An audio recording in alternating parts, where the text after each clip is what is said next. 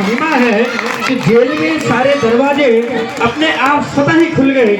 इसी कारण से जो है और दरवाजे खुलते ही जो है भारी वर्षा हुई। तब कहते हैं श्री भगवान यमुना से उफान करते हुए बारिश में वसुदेव ने जो है भगवान कृष्ण को एक टोकरी में रखा और उस टोकरी को लेकर के जेल से बाहर निकल करके कुछ दूरी पर ही जो है यमुना नदी के किनारे आए। और यमुना नदी के पास जाने के लिए जैसे ही जो है चमत्कार हुआ, यमुना के जल में जो है कहते हैं भगवान के चरण को छूते हुए जब यमुना के नदी के तट पर जो है कहते हैं भगवान श्री कृष्ण को लाया गया, तो यमुना जी ने भी स्वयं जो है भगवान के चरण को स्पर्श कर करके जो है भगवान से आशीर्वाद लिया।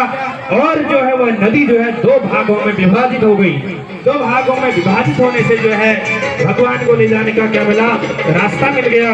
तब कहते हैं वसुदेव श्री कृष्ण को यमुना के पार जो है गोकुल में मित्र जो है नंद गोप के जो है यहाँ गए और वहाँ नंद की पत्नी यशोदा को भी जो है कहते हैं कन्या की उत्पत्ति हुई और वसुदेव श्री कृष्ण को यशोदा के पास बुलाकर जो है कन्या को ले गए। तब कहते हैं गोकुल में माँ यशोदा, मायके और नंदलाल में उनका ससुराल, श्री कृष्ण का लालन पालन जो है यशोदा नंद ने किया।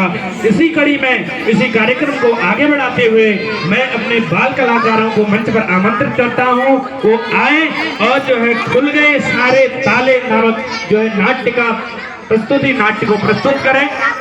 धन्यवाद सभी भक्तगण, इनका तालियों से जोरदार तालियों से स्वागत एवं छोटे से नंदलाला जो है जेल की सलाखों से जन्म होकर के जो है सामने आए हैं।